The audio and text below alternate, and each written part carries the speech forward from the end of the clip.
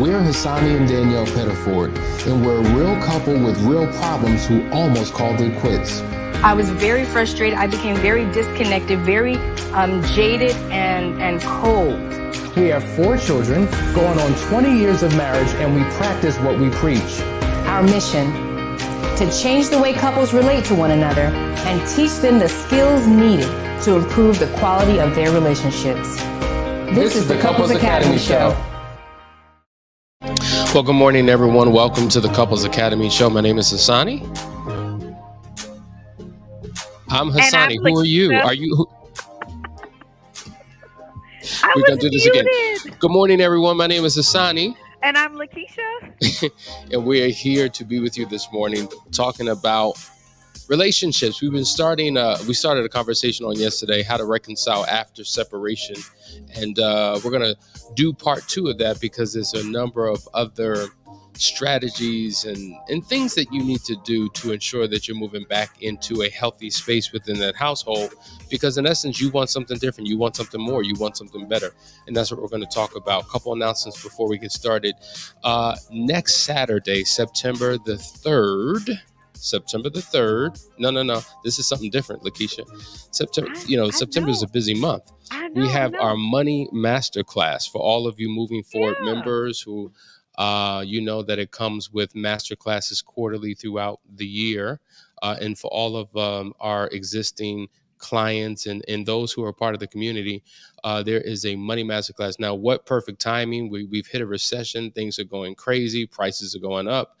You know, people are dealing with all types of financial struggles in their relationship, and everybody's struggle is completely different. So you'll have an opportunity to participate in that. There will be a link that you can click on to register. Is next Saturday from 3 to 7 p.m. Eastern Standard Time. We have some phenomenal financial experts who are going to be coming on and sharing strategy and implementation on how to turn your financial situation into a place that you're happy with. Yes. I'm offended. I have the Couples Academy app. I know what's happening. I know what's going on next weekend. This is true. This is true. This is true. You do. I know. And thanks for saying that. You know what? And for all of you who do have the app, you would know that masterclass is coming up. If you're not aware, download the app today and let's get started. Last Chance Weekend is happening the 3rd weekend of September. Usually it's the 2nd weekend, but that's the Unearthed Retreat. So there's a lot going on. Are you excited about the Unearthed Retreat? I'm so excited. I can't wait. Listen, do you know, Hasani, there's a Marco Polo group going with the ladies for Unearthed.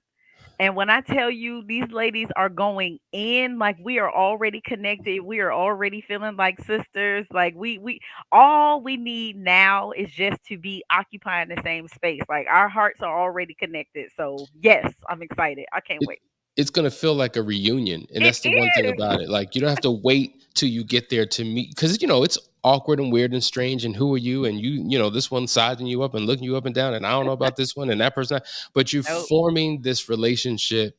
And what happens is when you gel prior to, it makes the weekend even better. And you have relationships that last for a lifetime. So if you listening right now, feel like, you know what, I'm alone on an island all by myself. I need relationship. I need sisterhood. I need community. Oh, yeah. And I need to be empowered to transform my life. I need to be a part of this Unearthed Retreat. So take a look at this. We'll be right back and get started with today's conversation.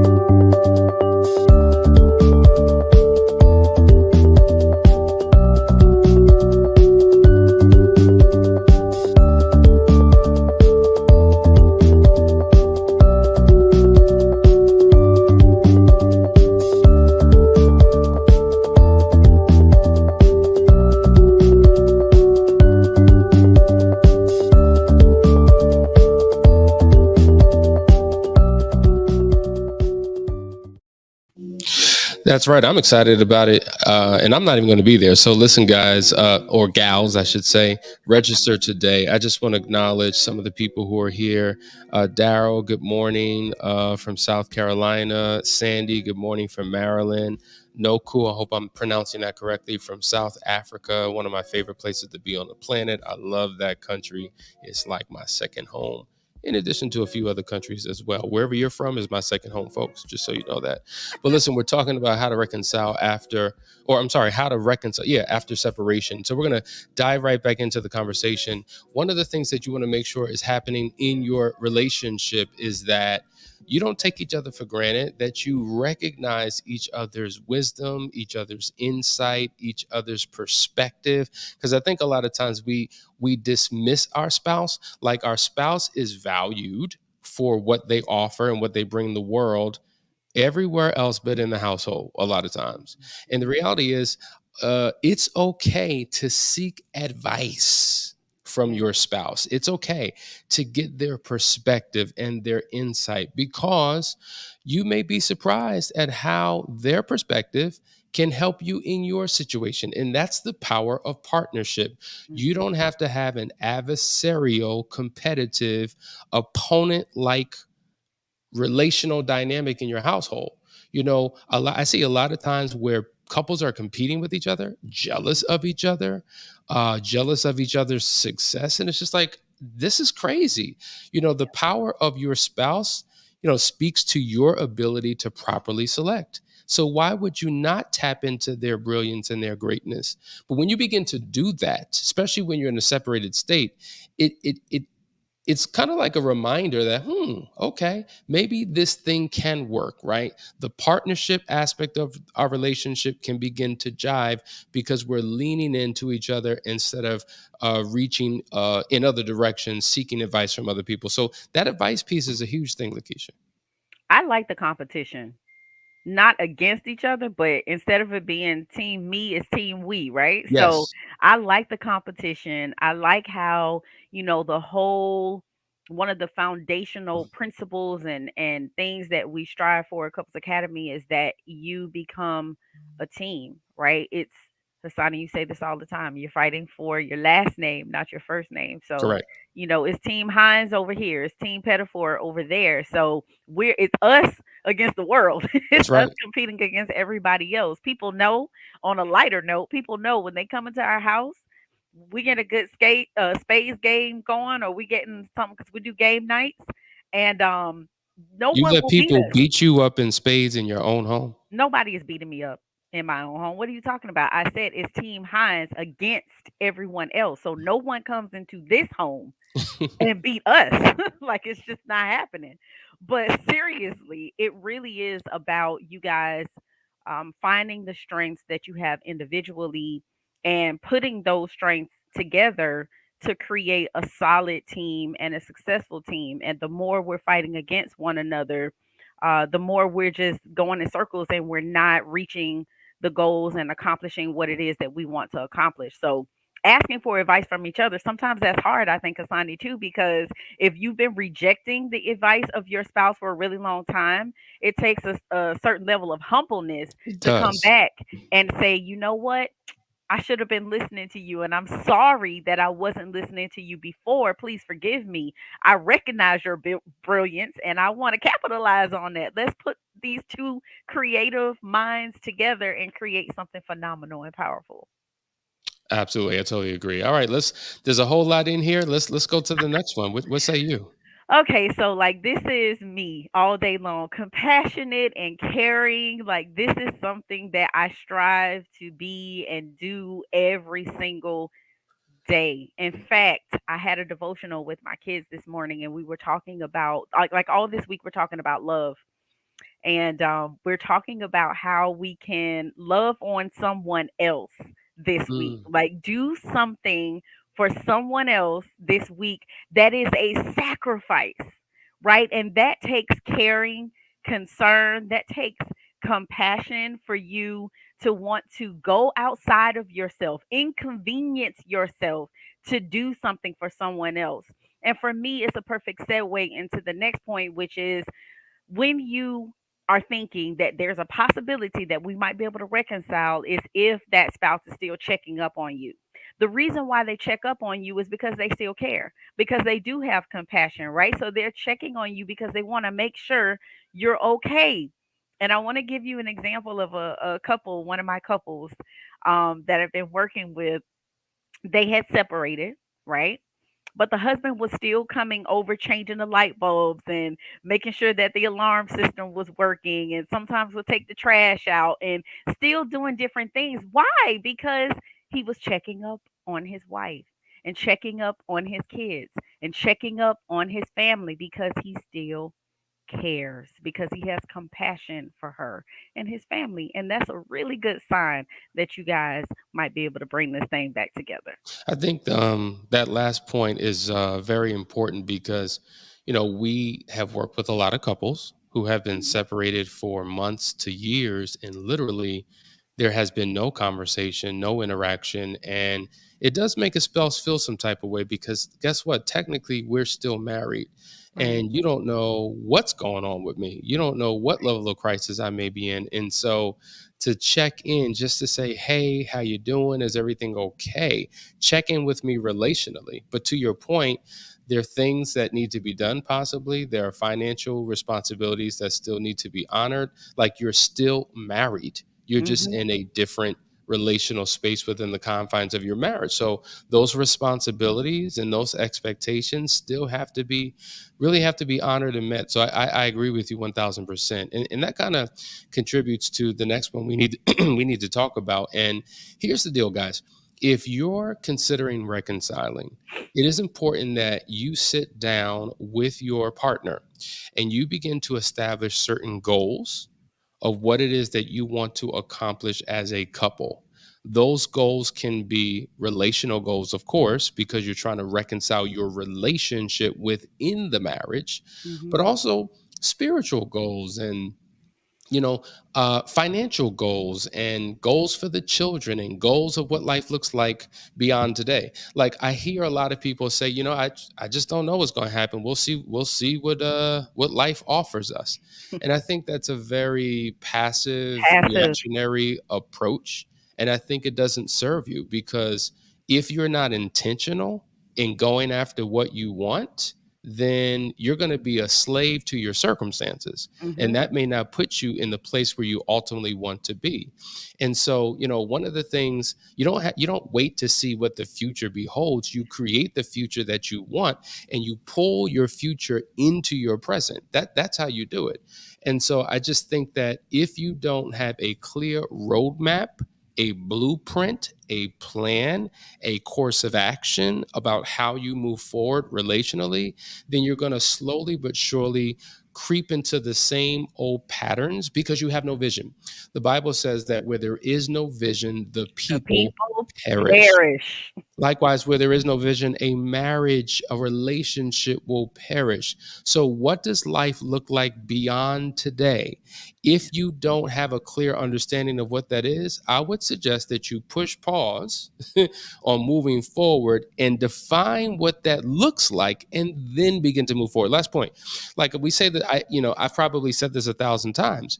You don't get on a plane before you know your destination. You don't buy a ticket before you know your destination. You don't pack a bag before you know your destination. The point is the destination has to already be determined before you take your journey.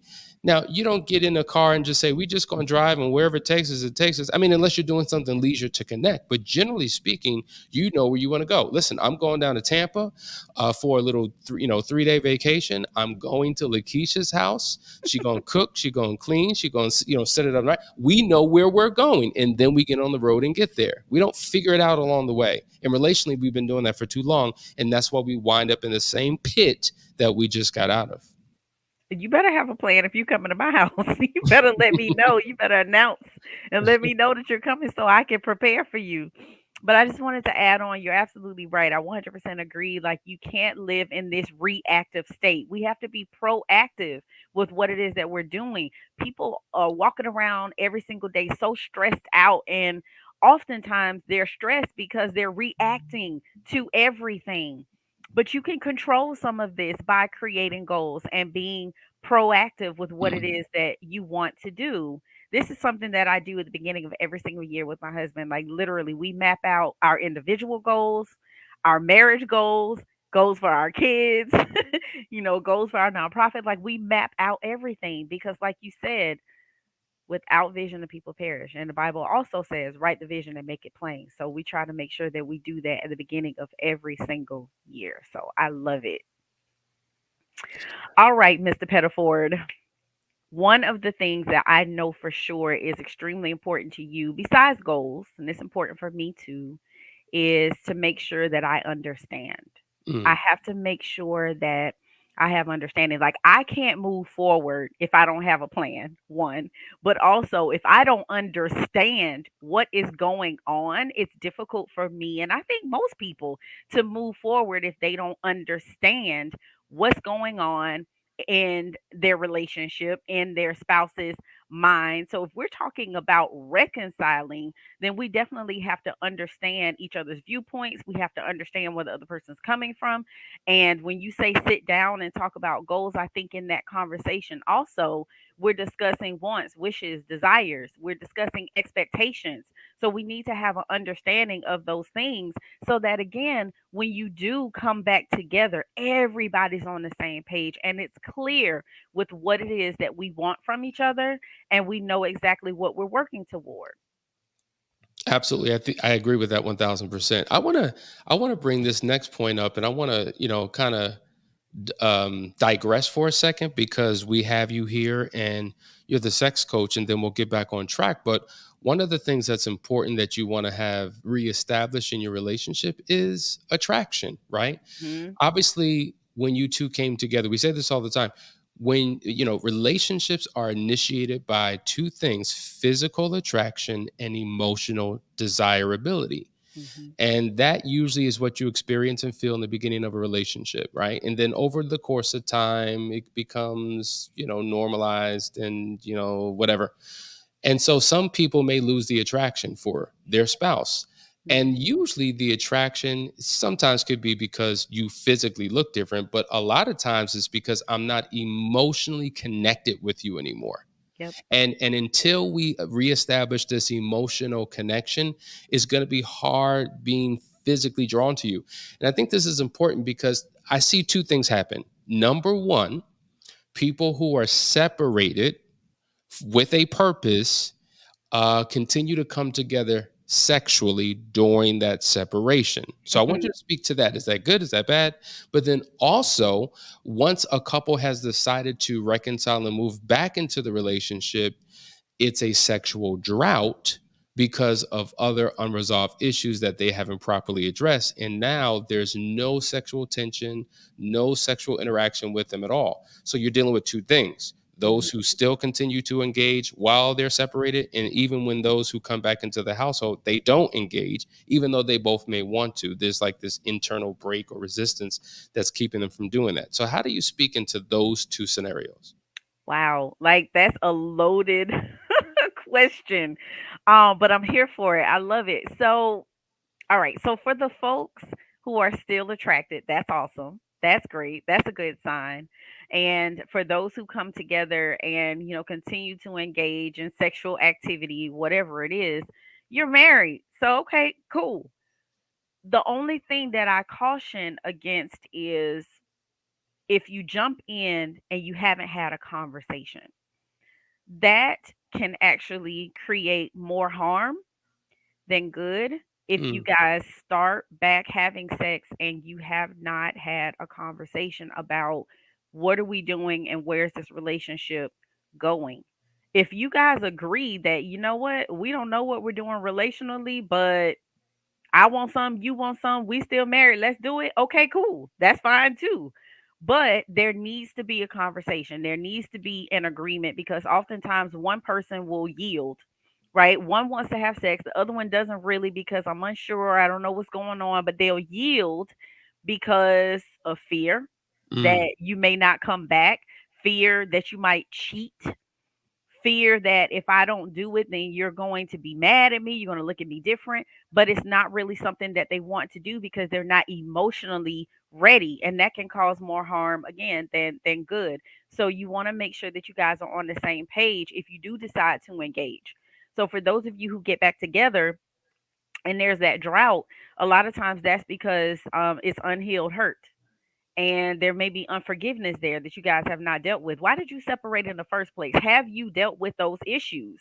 And so, whether you choose to have sex or you choose not to have sex, no matter what, you have to deal with whatever was going on relationally that caused you guys to separate in the first place. Otherwise, you're just putting a band aid on the problem. And we do try to fix our problems a lot of times with sex and other things, but it's not going to fix it. It's only going to make it worse. So, I think that's an excellent point you just made. We try to fix our problems through sex, and it winds up making things worse because, if it's a great sexual experience and you're feeling good, you'll mistake those physical feelings for, okay, we're in a better place now.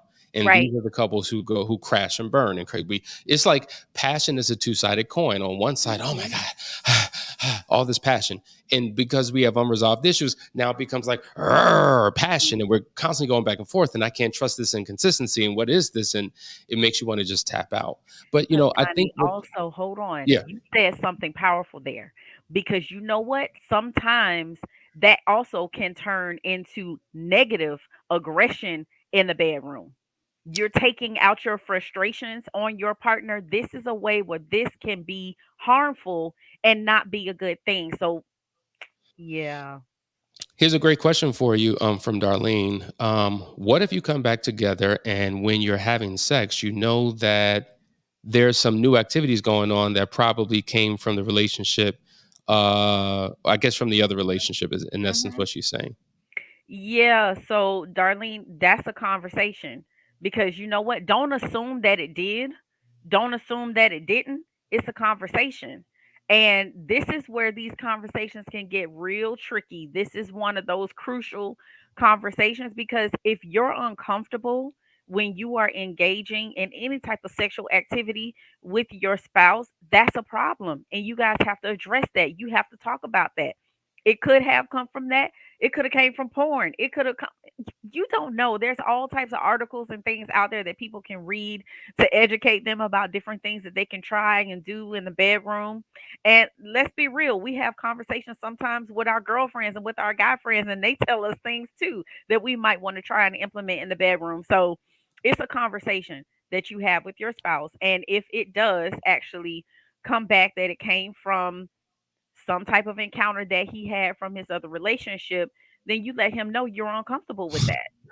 You know, Okay, so we just lost Hasani temporarily. um, yeah, so Darlene, hopefully that helps you because again, I completely understand how that would be uncomfortable. And you got to be open and honest with your spouse and let them know like you're not okay with that. So, I welcome think I back, dropped off. Hasani. I think I dropped off by mistake. I was just like, nobody cares about these points we're making. All they want to talk about is sex. Another question just came in. I want to pull this up. It says, "We are separated and have sex, but sometimes it doesn't feel right. What I what if a good what is a good way to present my feelings without hurting my partner? I was the one at fault." Ooh, okay, Francesca. So, oh, and she says sometimes feel he uses sex to subside pain. Okay, so that could be why it doesn't feel right to you because you feel like he's trying to use sex to fix whatever is going on in your relationship. And so, what's a good way to present your feelings without hurting your partner? I mean, you just have to be honest with him. You have to let him know that, listen, I have concerns that maybe there's still some unresolved issues, maybe there's still some unhealed hurt in our relationship, and I want to know, do you feel that way? Is this true for you? And to really try to engage in that conversation to get him to dig a little deeper and explore what it is that he's feeling. When we make assumptions or we start guessing about things, is because we're not having enough open dialogue with our partners. You should not have to be figuring out in your mind or trying to problem solve or troubleshoot or analyze. Like, you should be able to go to your partner and have a conversation. And if you guys can't do it, call me. I got you. I can do it with you. But you definitely need to talk to him. You Do definitely what need to with let him you? know. You need to call me so that I can assist you. Book a session with Oh, me I so just that heard I do it can with you. I didn't. assist. Gotcha. But Said call me on my personal cell phone. but Lakeisha, to her point and to the point you were making earlier, sometimes it's okay to push pause for a period of time when it comes to sex because it does confuse things. Like when you Yes. think about initiating a relationship, a lot of times people have sex way too soon Yes. and they experience what we call relationship developmental lag, Right. meaning that if we've been seeing each other for a couple of days or weeks and we start having sex, Mhm. well, let's just say you've been together for a year now, but you Mhm. started having sex week 3. According to relationship developmental lag, your relationship's only 3 weeks old in some cases. Why? Because the main focus of your conversation, your interaction, your connection is sex. Right. And there were other aspects of the relationship that did not properly develop. There was a lag. It improperly developed because you shifted focus. So Right. when you're in a separated state, sometimes it may be good to do a sex fast, or said another way, an intimacy challenge where you begin to reconnect emotionally, intellectually, and spiritually, and make sure that that's in order so Right. that sex doesn't seem manipulative. Sex isn't being used as a form of control. Sex isn't being used to pacify. It's Yep. not being used for the wrong reason. So that feeling that you have is no longer there. It literally feels, oh, this feels right. Because sex without intimacy can feel empty and cold and shallow. It can feel like, yeah, we had some physical interaction, but I still feel deprived of all the other things that we need to make this relationship work. Yeah. So having the right foundation for the sexual intimacy, I think, is critically important. I 100% agree. And I also think that it's really important for those couples who may be questioning, like maybe there's a spouse that's questioning whether or not all the spouse wants them for is sex. That is a good time to do a sex fast so we can focus on other aspects of our relationship. So I Absolutely. love that, Hassani, because that's going to either confirm or correct your suspicions, your thought process that that's all that they want from you if we're able to pause Hmm. and focus on some other aspects of our relationship. I want to point out too that Francesca went on to ask, is setting sex agreements a good tactic? Yes, absolutely. There are times where, you will do these challenges where you're going to try different things sexually. That's an agreement. There are times where you're going to say, we're going to fast, do a sex fast for a time. That's an agreement. There are times where you say certain aspects of sex we're not going to engage in for a time because we just need to. That's an agreement. So absolutely, 100%. I'm here for that. LaShawn says, my husband and I are separated, but still doing things as a married couple. I've moved into my own place, but I spend every night at my old apartment with my husband. I'm so confused. I can understand why you're confused, because the question is, well, what were you separated for? What was the reason you separated in the first place? Like, and if you're with him every single night and all you do is go to your own separate places at the end of the night, then what is the purpose of your separation? So when we talk about a Right. controlled separation, it has a purpose. There's an agenda. There are specific things that you need to do. Sometimes a separation actually is a good thing because it gives you time to reflect and think through things and process and really tap into the relationship with yourself, right? So if we're going to have a good husband and wife relationship, it's predicated upon me having a healthy relationship with myself and with my creator. And during that separate time, it allows me time to get back into an alignment with myself and with him, which will then impact this relationship. So, I would say reach out to us, maybe set up a session so we could discuss what your goals are, what the intentions are, what you hope to get out of it, because doing more of the same will just get you more of the same. Yep. Hassani, one last, I mean, you're the host, you're the boss, so you tell us when we're done, but this question was so good.